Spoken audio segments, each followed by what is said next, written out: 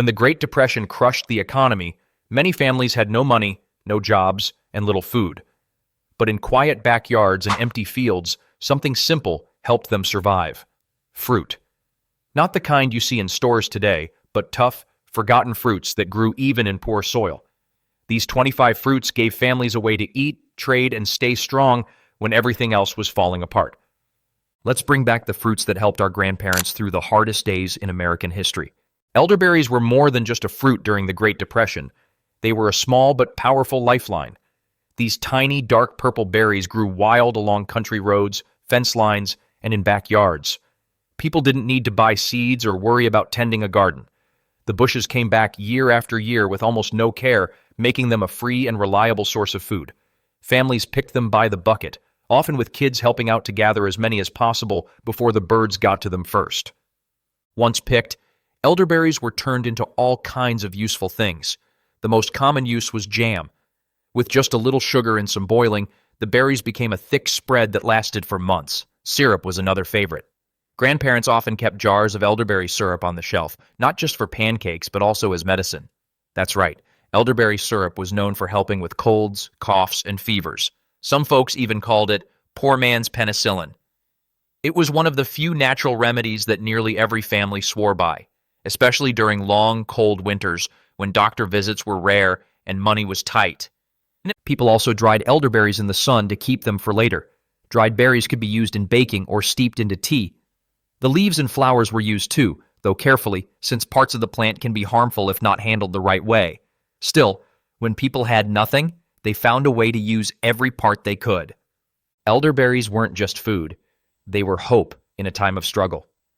They reminded families that nature could still provide, even when stores couldn't. Even today, many older folks remember helping their parents gather elderberries and watching their mothers cook them down on the stove. For them, the smell of boiling berries wasn't just a sign of good food. It meant survival, strength, and getting through hard times, one jar at a time.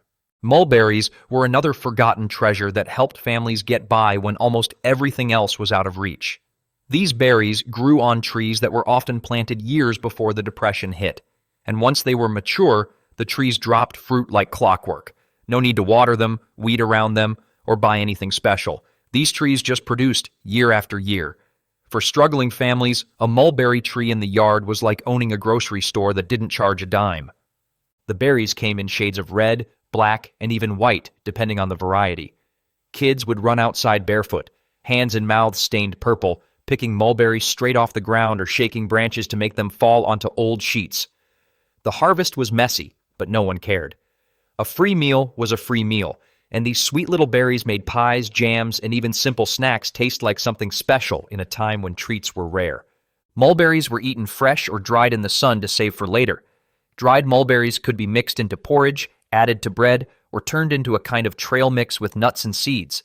People used what they had, and mulberries were easy to turn into something filling. Even the chickens and pigs would eat the ones that fell to the ground, making sure nothing went to waste. Some folks even fermented the berries into wine, not for fun, but for trade or for medicine. Homemade mulberry wine was said to help with digestion and coughs, and sometimes it was the only thing in the house that brought a little comfort at the end of a hard day. Mulberry trees weren't just part of the yard. They were part of the family's survival plan.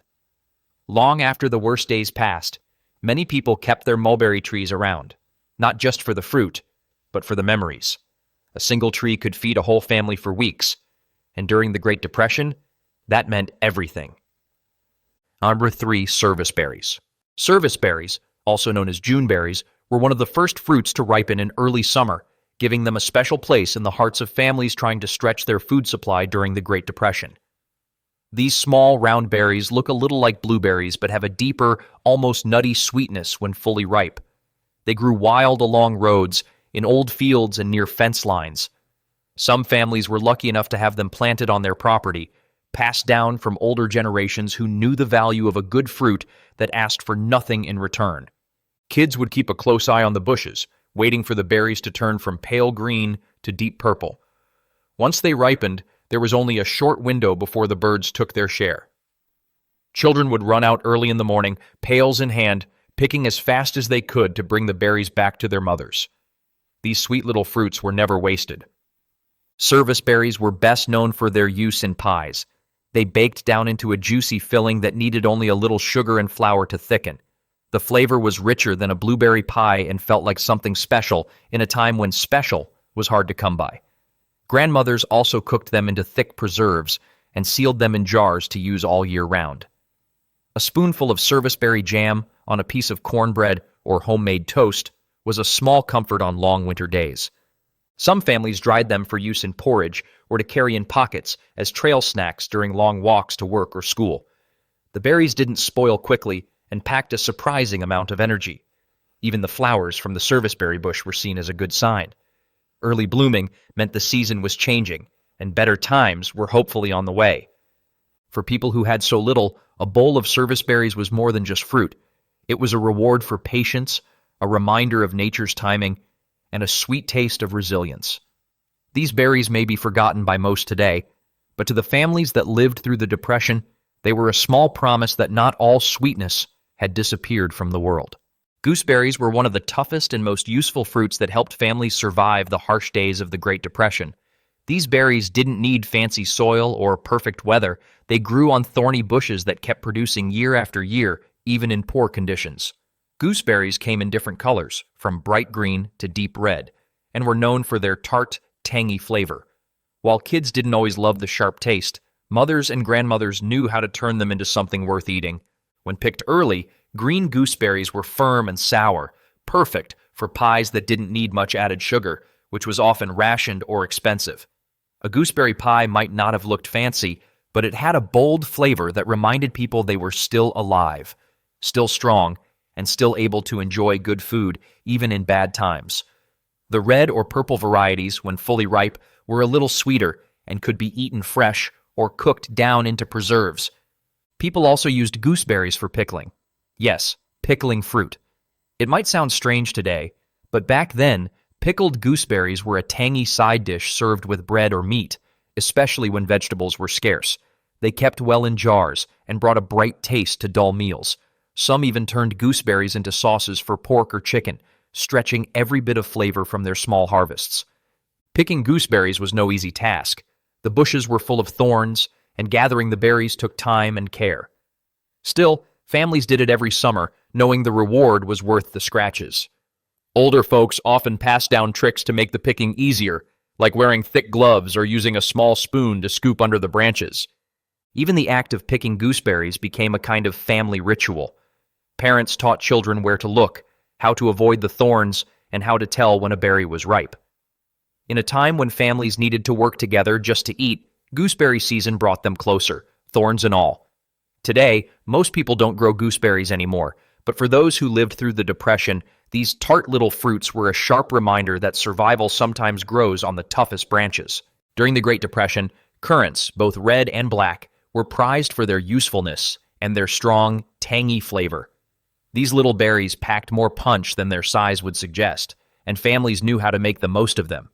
Currant bushes were easy to grow and didn't need rich soil or lots of water. They came back year after year, offering dependable harvests when other crops might fail. And best of all, they were loaded with vitamin C, which was hard to come by when citrus fruits were too expensive or unavailable. Red currants had a bright, sour flavor and were most often turned into jelly. Their natural pectin made them perfect for setting without store-bought help, which was important when every penny counted. A jar of red currant jelly added color and taste to plain cornbread, biscuits, or oatmeal.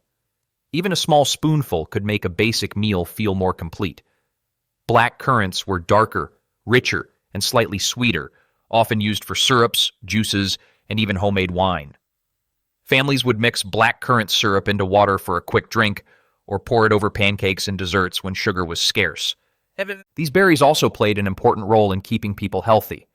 During harsh winters, colds and illness were common, but black currant juice was believed to help fight off infection. It was one of the few sources of natural vitamins that could be grown right at home. Many grandmothers kept bottles of juice or syrup on hand and swore by its healing power for sore throats and tired bodies. Picking currants was a careful job, done by hand to avoid damaging the thin-skinned fruit.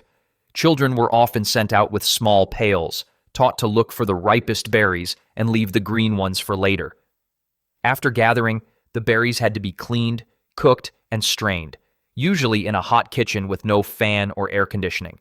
It was hard work, but worth it. The end result was a shelf full of glass jars filled with bright jelly or deep purple syrup, a sign that the family would eat well in the cold months ahead. Currants may be overlooked today, but they once stood as one of the most reliable, nutritious, and versatile fruits a family could grow. They didn't just feed people, they gave them strength, comfort, and a little brightness during dark times. Crab apples were some of the most useful and most misunderstood fruits that helped families survive the Great Depression. These small, sour apples weren't meant to be eaten raw like the sweet ones from the store. Instead, their power came from what they could become in a pot, a jar, or a crock. Nearly every old farmhouse had a crabapple tree in the yard or nearby. Once planted, they needed almost no care and could produce fruit year after year without fail. The fruit was small, hard, and mouth-puckeringly tart, but that didn't stop people from using it in dozens of ways. The most popular use was jelly. When cooked down with sugar, crab apples released a bright red juice full of natural pectin, which made jelly easy to set. A single tree could provide enough jelly to last a family all winter, bringing sweet tart flavor to biscuits, bread, and anything else that needed a boost. Families would often mix crab apples with other fruits like grapes or elderberries to stretch out their supplies and create different flavors. Crab apples were also used to make homemade vinegar. By fermenting the chopped fruit in water, families could create a strong, tangy vinegar perfect for preserving vegetables or adding flavor to stews and soups. This kind of vinegar was valuable because it was cheap to make and useful in the kitchen, especially when store-bought products were out of reach. Some households even used it for cleaning or as a home remedy for sore throats and upset stomachs. In addition, people made crab apple sauce, a cousin to applesauce that was thicker and more tart. Cooked slowly on the stove, often with a bit of cinnamon, it was served with pork or spread on bread. Though it lacked the sweetness of regular applesauce, its bold flavor made it a favorite among those who had grown up with it. Gathering crab apples often meant shaking the tree with a long stick or climbing up to pick the best fruit before it fell. Even the windfalls, the apples that dropped to the ground, were collected and used, as long as they weren't too bruised. Crab apples may not have been the prettiest fruit on the tree, but they were tough, dependable, and incredibly versatile. During the Depression, that made them priceless. They didn't just survive the hard times, they helped entire families do the same. Quince was one of those fruits that didn't look promising at first glance, but during the Great Depression, it earned its place in the garden for what it could become.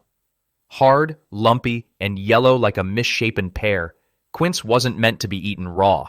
It was tough as a rock and sour enough to make your face pucker.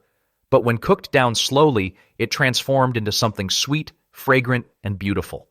Families that grew quince knew its secret, and they passed that knowledge down through generations. Most quince was turned into jelly. The fruit was packed with natural pectin, which made it perfect for preserving. Cooked with sugar and strained, quince produced a jelly with a deep golden pink color and a floral aroma that filled the whole kitchen. It was one of the most elegant things a poor family could put on their table. A jar of quince jelly could make a plain biscuit or slice of bread feel like a treat. It stored well, lasted through the winter, and didn't need any fancy equipment to make. Some families also made quince paste, thick, sliceable blocks of fruit puree known as membrillo in older cookbooks. It was often eaten with cheese or bread and became a special occasion food when guests came over. Quince paste could also be traded for other goods, since not every family had access to this rare fruit.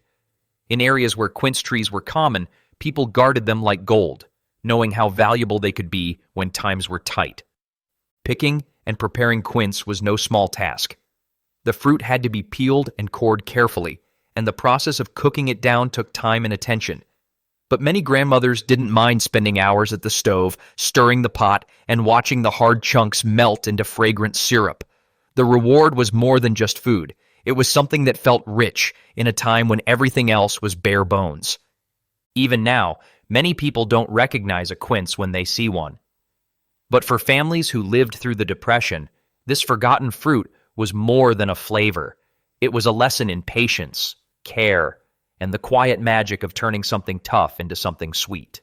Medlar is one of the strangest and most forgotten fruits that helped people survive during the Great Depression. It looked like a mix between a crab apple and a rosehip, round, brownish, and with a small opening at the bottom that made it look like it had a built-in crown. To most people, it appeared spoiled or rotten. But for those who knew how to handle it, medlar was a hidden gem. Unlike most fruits, medlar had to be overripe, some even said half-rotten, before it was ready to eat. This process, called bledding, softened the hard flesh and turned it into something spreadable, sweet, and unlike anything else. In the countryside, medlar trees were often found on old farms, planted by earlier generations who understood their value. They didn't need much care, and once established, the trees produced fruit every year. When times were tough, families would collect medlars in late fall and set them in cool, dry places to ripen slowly. Once they were soft, the insides had the texture of applesauce with the taste of spiced pears and dates. Medlars were often made into jelly, thanks to their rich flavor and high pectin content. Some people also mashed them into paste and spread them on bread or stirred them into hot porridge for extra flavor. Others used medlars as a natural sweetener for baked goods, especially when sugar was low. Though the fruit was small and strange-looking, it delivered a surprising amount of flavor. Because medlars ripened so late in the year, they became one of the last fresh fruits available before winter truly set in. This made them especially valuable. A basket of bledded medlars in December could mean the difference between another plain meal and one with a touch of warmth and richness. People who ate them knew they were getting something special, something most of the world had forgotten. Today, medlars are almost unheard of, even though they were once grown across Europe and early America. But in the hardest days of the Depression, this odd little fruit gave families a reason to look forward to the end of fall. They didn't just wait for medlars to ripen, they counted on them. Ground cherries, often called husk tomatoes, were one of the best-kept secrets in Depression-era gardens. Wrapped in a light, papery husk like a tiny gift from nature, these small golden fruits looked like something from another world. But families who grew them knew exactly what they were worth. Easy to grow, even in poor soil, ground cherries didn't need much attention. They were planted like tomatoes and quietly ripened under their husks, falling to the ground when ready to eat, hence the name. These fruits had a sweet tropical flavor, something like a mix between a pineapple and a tomato. That rare taste made them perfect for pies, jams, and even small tarts. In a time when store-bought fruit was out of reach, a pie made from ground cherries brought surprise and joy to a dinner table running short on excitement. People used whatever sugar they could find and thickened the filling with flour or cornstarch. The pies held a special place at church dinners, town gatherings, or quiet family Sundays when a little sweetness went a long way. Ground cherries were also made into jam, cooked slowly into a thick spread that could be canned and saved for winter. The natural sugar in the fruit helped preserve it well, even when resources were limited. Some families simply ate them raw, peeling off the husk and popping them into their mouths like candy. They stored well in a basket on a cool shelf, and because they ripened off the vine, they could be picked early and kept for weeks without spoiling. Kids loved collecting them. They'd walk through the garden or backyard, lifting leaves and checking the ground for freshly dropped husks. It felt like a treasure hunt, and finding a handful of ripe ground cherries was just as exciting as spotting a coin in the dirt. They were snacks, desserts, and even trade items. People would swap jars of ground cherry jam for eggs, butter, or other essentials. Today, most people don't recognize them, and the name alone causes confusion. But in the leanest years of the Great Depression, ground cherries offered families a little mystery, a lot of flavor, and the rare comfort of something sweet when the rest of life was far from it. Choke cherries were wild fruits that many families depended on during the Great Depression, even if they didn't exactly enjoy their taste. Found growing along roadsides, in ditches, and on the edges of fields, these small, dark red or black berries got their name for a reason. They were incredibly bitter. Eaten raw, they could make your mouth pucker and your tongue curl. But for families who had little else, choke cherries were a valuable resource that could be turned into something far more useful. The magic of choke cherries came from what happened after you cooked them. Boiled down with water and sugar, the bitter fruit turned into a dark, rich syrup that was perfect for pancakes, biscuits, or even drizzled over cornbread. Some families made jelly or added the juice to tea as a natural flavoring. Others used it as a sweetener for other wild berries that didn't produce enough on their own.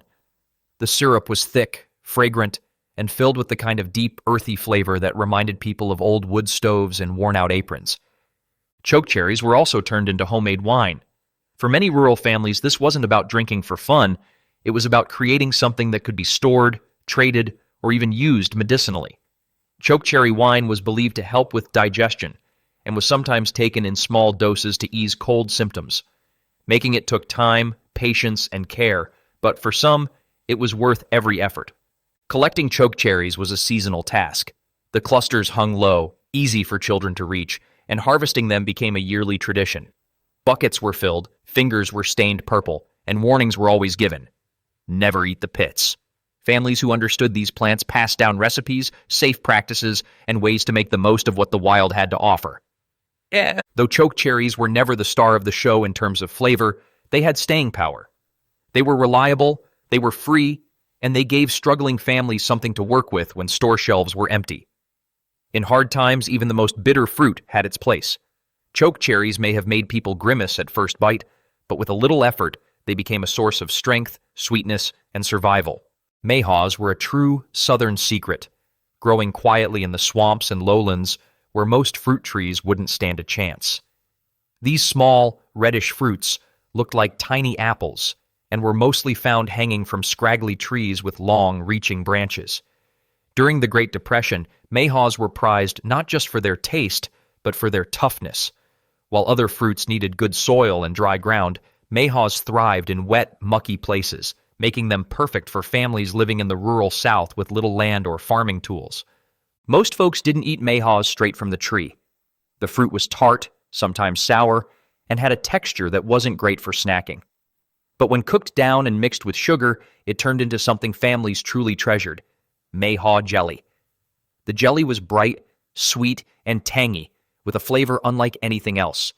It was often described as tasting like a cross between apple, citrus, and something wild. Families made big batches each spring, filling glass jars that would sit proudly on pantry shelves through the winter months. Collecting mayhaws was a muddy job. The berries dropped into the swamp water or onto the damp forest floor, and children would wade into shallow pools or crouch under trees to scoop them up. Long-handled nets, buckets, and old wash basins were used to collect as many as possible before the heat spoiled them.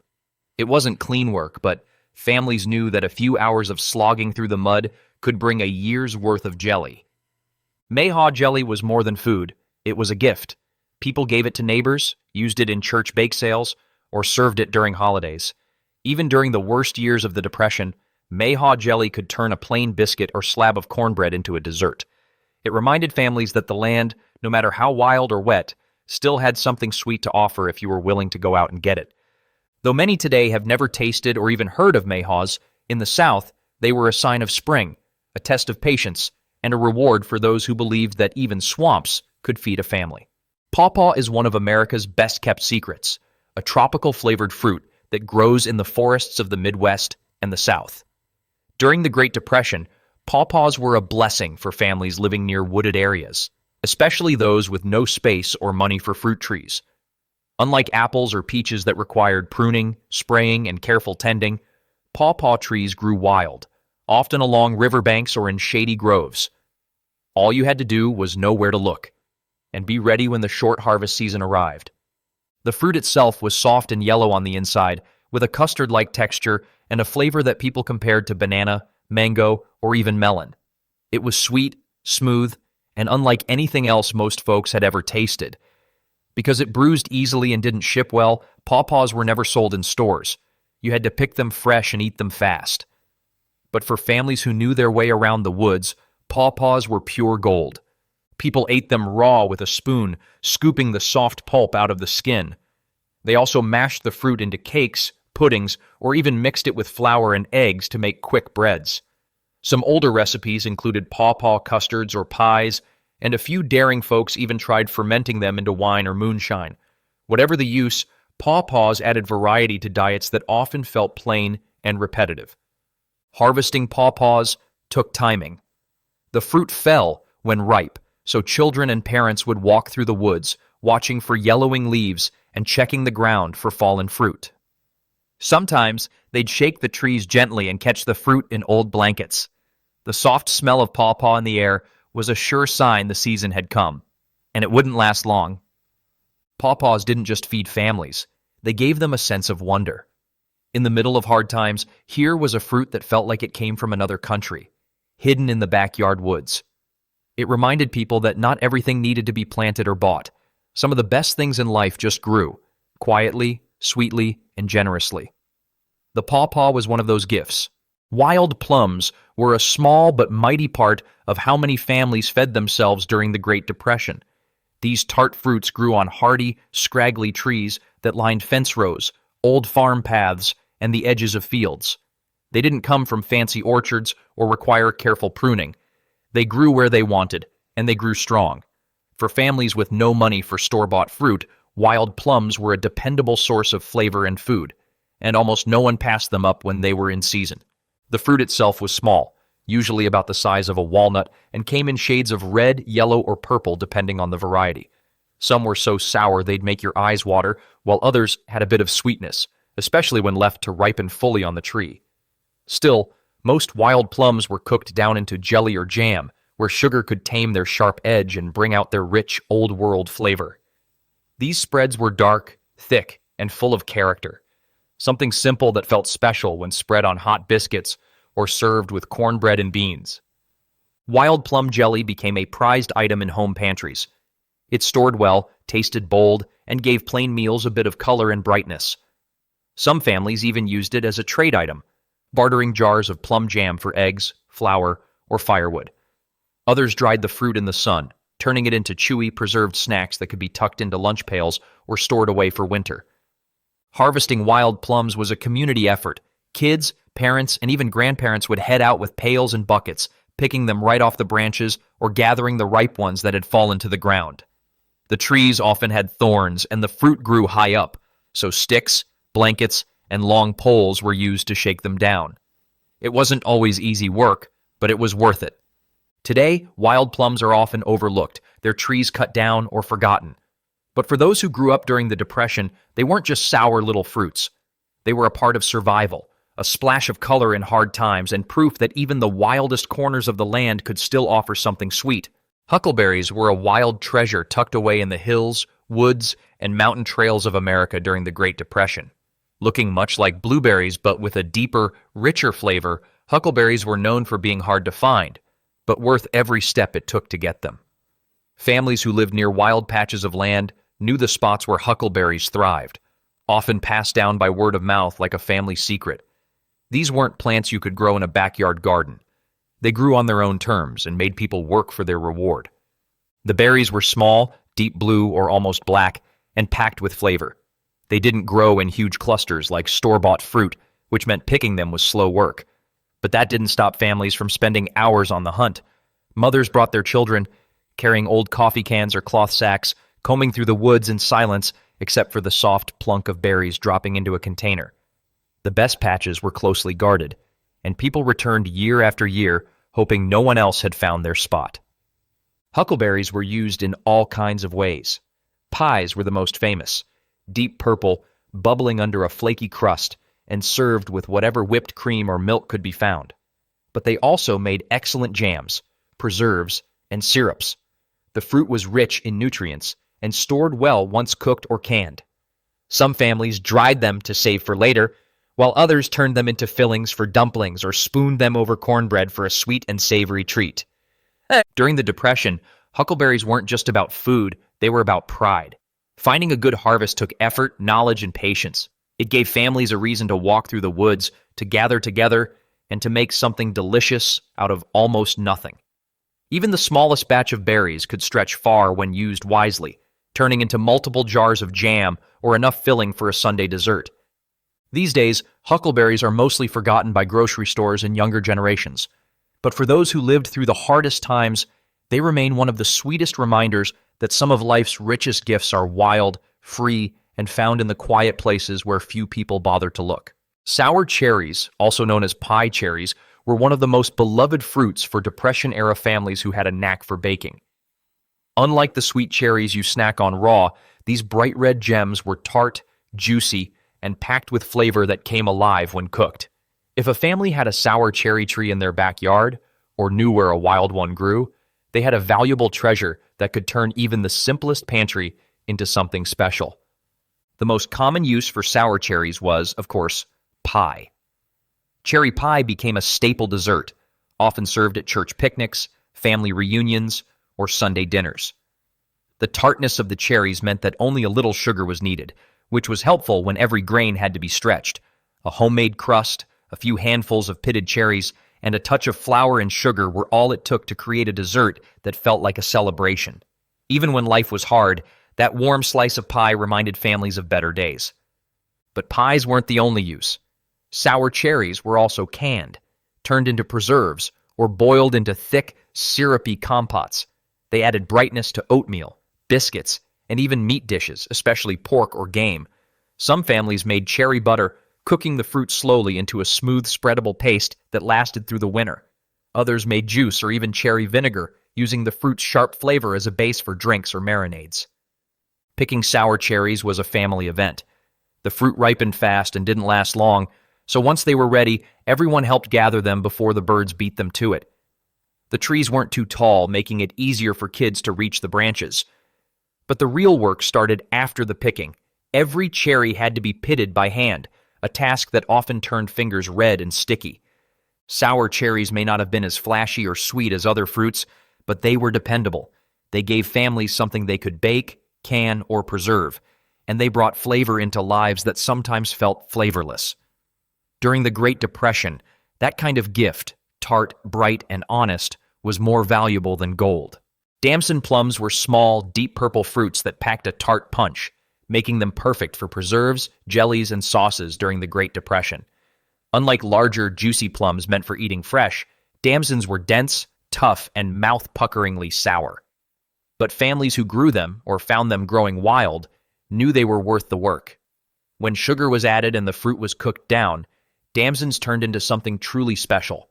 Rich, thick, and bursting with deep flavor, these plum trees were survivors. They could grow in rocky soil, withstand drought, and produce fruit even in poor conditions.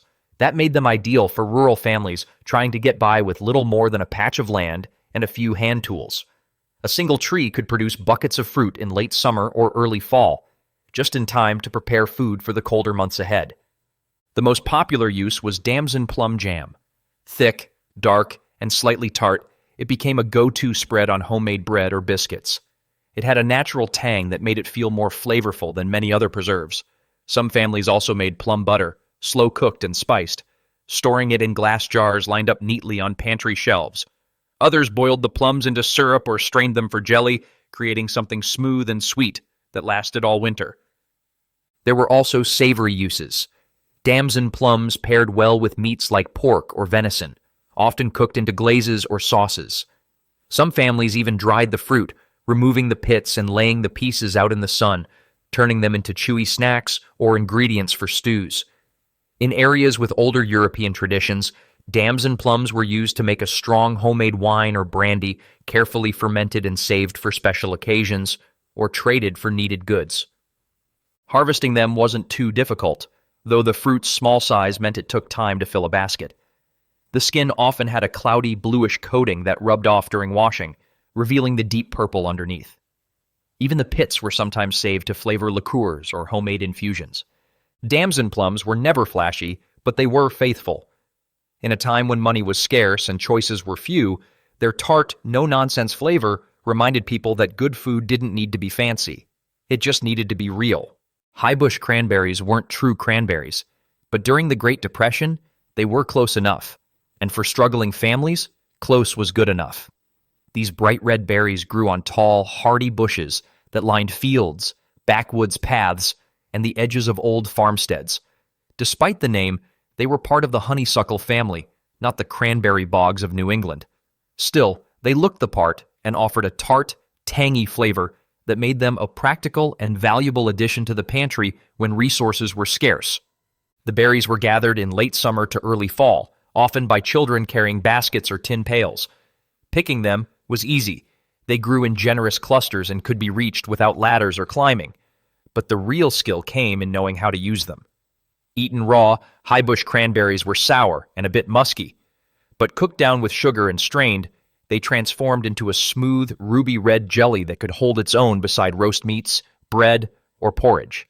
It became the go-to cranberry sauce for many families that couldn't afford or access the real thing. The jelly had a tartness that helped cut through the richness of meat or added life to an otherwise bland Depression-era meal. It was a holiday staple for families that couldn't buy store-bought sides, and it made an ordinary dinner feel a little more like a feast. Some folks even made juice from the berries, boiled, strained, and lightly sweetened, to drink warm on cold days or mix into vinegar-based tonics, thought to ward off colds and flu. Because high-bush cranberries grew wild, they became a go-to for foraging families, especially in rural parts of the Midwest and North. The bushes were tough, often withstanding frost and poor soil, making them a dependable harvest when more delicate fruits failed. Grandparents taught children where to find the best bushes and how to recognize the difference between the edible kind and similar-looking plants that weren't safe to eat. Though they've largely faded from modern gardens and markets, high-bush cranberries once played a quiet but vital role in helping families stretch their meals, preserve the taste of fall, and keep something bright on the table even when everything else felt gray. Persimmons were one of the most unusual and special fruits to appear in Depression-era kitchens, especially across the South and parts of the Midwest. These soft, golden-orange fruits were like little lanterns hanging from bare branches after the leaves had fallen, nature's final gift before winter. But eating a persimmon wasn't as simple as picking it and taking a bite. Unripe, the fruit was astringent and dry, leaving a fuzzy feeling on the tongue that no one soon forgot. But when fully ripe, soft enough to burst in your hand, it turned sweet, rich, and custard-like, a texture and flavor unlike any other native fruit. For families living through the Great Depression, persimmons were a seasonal treat that didn't cost a thing. Trees grew wild in the woods or on the edge of old farm fields. Many were left from earlier generations who knew the value of planting food that asked for little and gave a lot. The fruit didn't need tending, watering, or pruning. It simply ripened in its own time, usually after the first frost, and waited to be gathered by anyone who knew where to look. The most famous use for persimmons was pudding. Not the kind from a box, but a rich, dense dessert baked slowly with flour, sugar, milk, and spices. It was a holiday favorite in many homes, especially during Thanksgiving and Christmas when store-bought ingredients were few. Some families also made persimmon bread, cookies, or added the mashed pulp to pancakes. Others simply scooped the ripe flesh out with a spoon and ate it fresh, savoring every bite. Because the fruit ripened so late in the year, it became a symbol of patience and good timing. Children were taught to wait, sometimes until the fruit had nearly fallen from the tree, before picking it. It was a quiet lesson in how some things can't be rushed, no matter how sweet the reward might be. Persimmons were more than food. They were a moment of joy in a time when joy was rare. Their short season made them feel precious, and their unique taste made them unforgettable. For families scraping by, a bowl of persimmons meant comfort, celebration, and the simple truth that the land still offered sweetness, even at the end of the year. Rhubarb was a backyard staple during the Great Depression, a plant that seemed built for hard times. With its thick red stalks and wide green leaves, rhubarb didn't ask for much but gave plenty in return. It could survive cold winters, poor soil, and neglect, coming back stronger year after year. For families who had little to work with, it was a gift that kept showing up every spring, just when fresh food was running low and spirits needed a lift. Though technically a vegetable, rhubarb was treated like a fruit in the kitchen. The leaves were poisonous and always discarded, but the stalks, sour and tough when raw, became something special, once cooked down with sugar. During the Depression, rhubarb pie was a favorite in farm kitchens and townhomes alike. A few stalks, some flour, a little sugar, and a homemade crust were all it took to bring warmth and sweetness to a table that might have otherwise gone without. When strawberries weren't available, rhubarb stood alone. And when there were strawberries to mix in, the result was a pie worth remembering. Rhubarb also found its way into sauces, jams, and even homemade drinks. Some families made rhubarb wine or syrup, preserving its tart bite in bottles to stretch the taste through summer. The stalks were stewed into sauces that topped pancakes, biscuits, or boiled rice. Whatever was on the stove, rhubarb found a way into the pot. It didn't need to be fancy, it just needed to be there. Kids were often in charge of picking it, snapping the stalks low at the base and running them inside like treasure. Grandmothers taught them how to slice and simmer it just right, turning those sharp flavors into something soft and bright. For many, rhubarb meant the return of growing season, a sign that the worst of winter was over and that the earth hadn't forgotten them after all. Today, rhubarb often hides at the edge of a garden or behind an old shed. But back in the days when every meal mattered, it stood tall in the middle of the struggle. It was sour, sturdy, and surprisingly generous, just like the people who cooked with it. Blackberries were one of nature's most generous offerings during the Great Depression. Wild, abundant, and absolutely free. They grew along hedgerows, fence lines, creek beds, and even behind old barns, tangled in thick, thorny brambles that didn't need planting or care. Families didn't need to own land to enjoy them. All they needed was a patch of woods, a sunny lane, or a bit of courage to face the thorns. For many, blackberries were the taste of summer and survival. Picking blackberries was an event, often done in the early morning before the sun grew too hot. Children and parents alike braved the prickly vines, slipping long sleeves over their arms and tying buckets around their waists. Fingers got stained purple, scratches were expected, and more than a few berries ended up in mouths instead of baskets. Still, by the end of a good day, the family would have enough to make pies, jam, and syrup. Blackberry pie was a summer classic, thick, sweet, and bubbling under a flaky crust. It was served at picnics, community dinners, and as Sunday treats when there wasn't much else to celebrate. Blackberry jam lined pantry shelves in reused glass jars, sealed with wax or lids that clicked when cooled. Even plain biscuits could be made into something special with a spoonful of that deep, purple sweetness. Some families cooked the berries into syrup to pour over cornbread or pancakes, while others boiled them down with sugar and vinegar to make blackberry shrub, a tart drink that was refreshing on hot days and believed to help with digestion.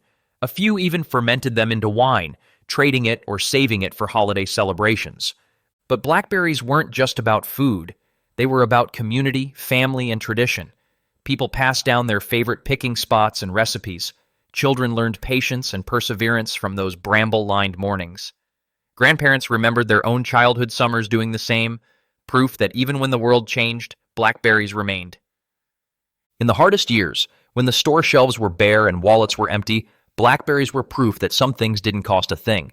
They grew wild and free, offering nourishment, sweetness, and a reason to gather. For families who knew how to look, they were one of the richest gifts the land could give. Strawberries during the Great Depression weren't the giant, glossy ones seen in today's stores. They were smaller, softer, and packed with flavor, heirloom varieties that families grew in backyard patches or found growing wild along sunlit hillsides. These strawberries weren't just fruit, they were tradition, memory, and survival.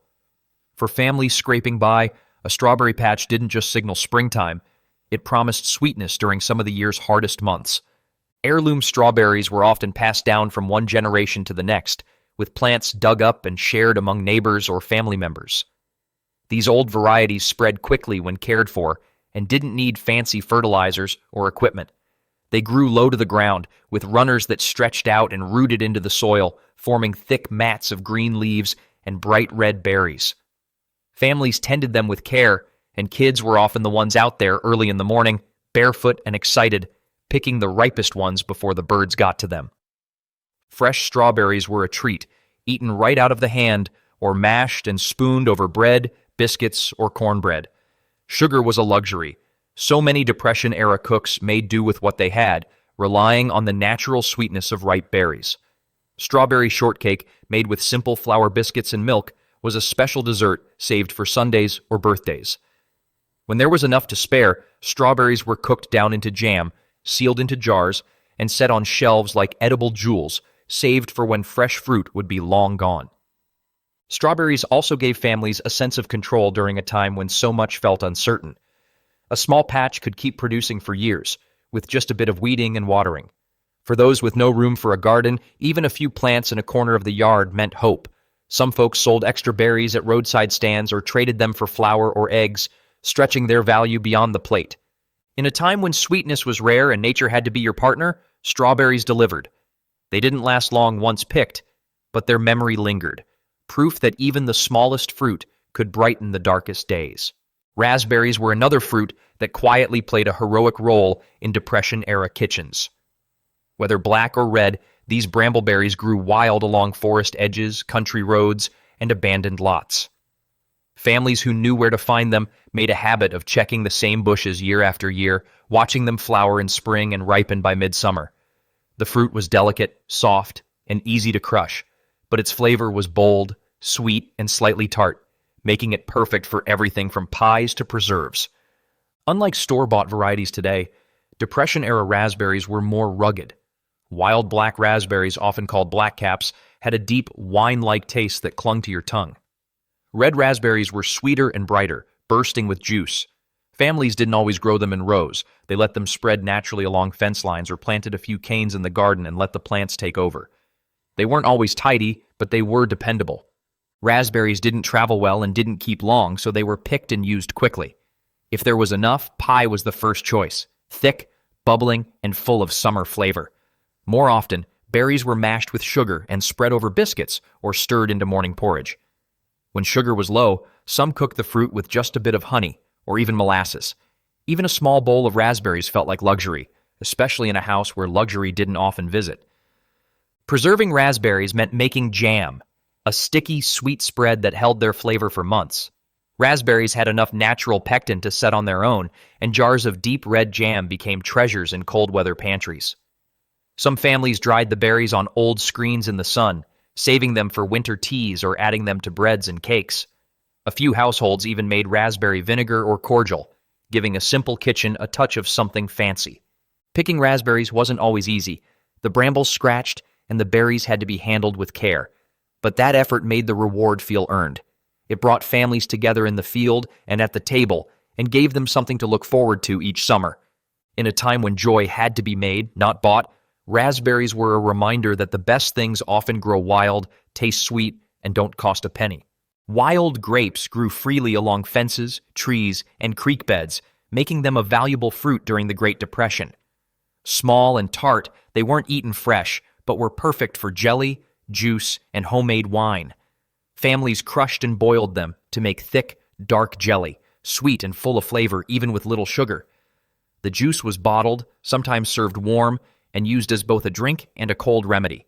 Some even fermented it into wine for cooking or trade. Picking meant stained fingers and tangled vines, but the reward was worth it. Wild grapes gave families a free, reliable source of sweetness when everything else felt sour. Saskatoon berries, common on the northern plains, looked like blueberries but had a sweet, nutty flavor. They grew on hardy bushes that needed little care, perfect for tough times. Families picked them in summer to eat fresh, bake into pies, or dry for winter.